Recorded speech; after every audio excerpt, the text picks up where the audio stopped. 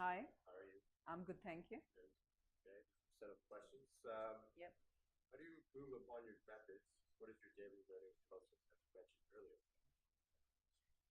Um, Daily learning, I have a tool. I have a spreadsheet called WIP, which is work in progress. So what I do is I have customer name, I have the details like where we are at, and then there is a comment section where I actually put the lessons learned. You know, if anything had gone wrong with that client, I always put it there so that next time we don't repeat the mistake. So that actually helps us improve upon our methods, and it's like an unconscious learning every time. We take a next step further, we take a next step further. So it's actually a perpetual learning, and mostly I've seen the mistakes which we used to do, and I've actually prepared a step-by-step process for purchases and for refinances. So what I do is I teach my team also, the same way. I actually trained a couple of people from literally from different industries in a week's time, and they started settling, on their own, like 5 million a month or something on their own, like brand new start, just because of those tools and those methods. Because once you know exactly what to do, what to say, how to lodge it, what the bank wants to hear, and you learn it as a lesson every day, it kind of brings better results day by day. So that these are my tools. What is your good month, and what are your charges? Um, to me, it's like it's an ongoing thing. Like I believe in unlimited thoughts. It's in a way. Okay, well, let me be realistic as well. You can't be unlimited right at the beginning. Like you have to go step by step. So in my 5 to 6 years of this own business, I have actually increased every year. The targets and and the learnings and the results. So far we're sitting at like we had the best month actually last month, 18 million settlements straight, 1 month, 18 million. I'm now focusing on better quality clients, and I'm focusing on better processes so that we can keep on increasing those. I mean, my target for at least this quarter is 25 million a month settlements, not just lodgements, but settlements. This is my mantra I kind of repeat in my mind on a daily basis. So I hope we'll get there soon, but we kind of there. We're almost there. Do you think personal life is linked to business life, and a good person is a business person? You asked me a question which I can go on and on because I'm a very philosophical person otherwise. I think yes. I was actually it's actually a timely question because I was reading Jack Welch's book, Jack, the CEO of GE. Um, it's funny actually, the biggest idea he had to revamp the whole structure of GE was at the time when he was having dinner with his wife Carolyn. So he actually drew it on a paper napkin, saying this is what my vision is, to his wife, and then took it further. And in 20 years, he established it. And I was listening to the CEO of Goldman Sachs this morning, early morning. I haven't had the job listening to all these, successful people early in the morning because your mind is fresh and you learn skills from them. And he said exactly the same thing. He said to be a successful person, it's not just the money factor. It's like you have to be an interesting person. You have to actually be likable, first of all, which we business people, we tend to forget all the time. Because I remember last year I was so focused. I mean, obviously you have to cut down on your social entertainment, aspect of life, but and then hence you kind of create more, well, not enemies, but kind of your friends think, well, you're snobbish, you're not, coming along with us and things like that. But you have to sacrifice those things to achieve certain things in life. But the thing is that I mean, okay, that's one part of life, but and yes, you have to achieve targets as well. But at the end of the day, you still need that balance. It's very very important, which we learn gradually. Yes, focus is very important. Everything is important, but balance is also equally important. You miss on one thing, you tend to then long for that.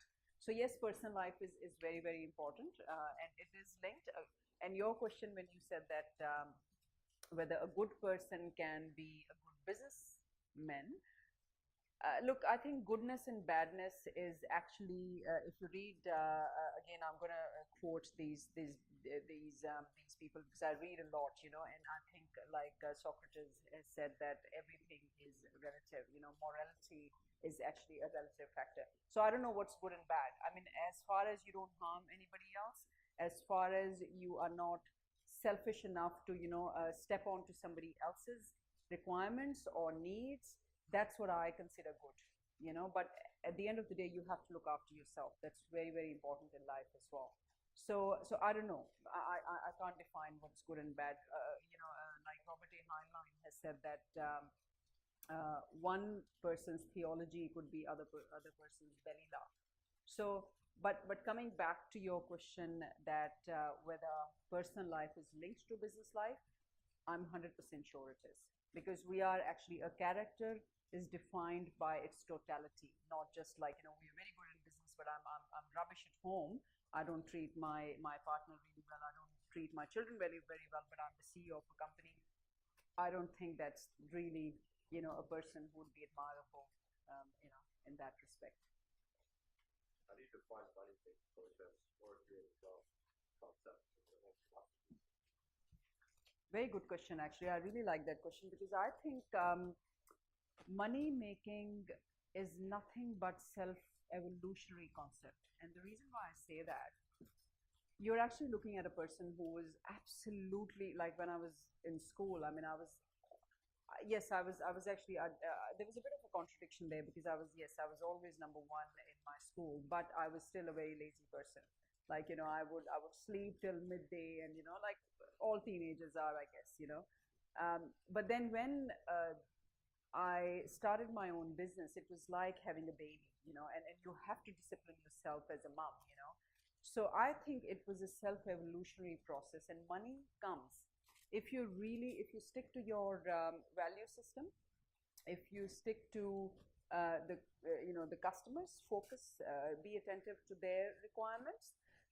If you are prompt enough, like I'm a kind of person, if a customer has sent me a question, I have to finish that before I go to bed at night. Like I just cannot leave it for the next day. I'm that kind of person, and that customer service reflects in your day-to-day interaction with your customers, and that brings you success as well, and success brings you money. So money is a tail behind who you are. I think that's what I believe in. What kind of people? What kind of people would like to have on your team? What kind of people would I like to have in my team? Okay. Another good question, actually. I don't want to give a stereotypical answer that, oh, I need passionate people, I need this kind of people. I don't know. People are people. I think a team which can complement each other, like one person, I know that mostly passionate people, they don't have eye for detail. And our business, our industry has actually, it's actually has 90, I mean, one person should have 90% eye for detail to be a successful loan writer. It's not just lead generation. Lead generation is definitely part of it. But I think lead generation, again, I have to probably start a new conversation here, because lead generation is when you do really well or good for one client, leads start to generate. It's a momentum you create, by doing the best with one client. So I have seen in my past experience that a passionate person may not be a really focused or an attentive person, but our loan writing industry needs attentiveness to detail, eye for detail. So I would rather have a mix of people, passionate, yes, people who can bring more business, but then they should have an admin person or a person who sits down behind the desk and goes through the documents very clearly, and checks it properly, lodges it, in a perfect style to the bank, so that the deal comes back approved. Because and that needs a lot of eye for detail. So I would rather have a combination of those skills as a team which complements to each other and go together as a team towards one goal.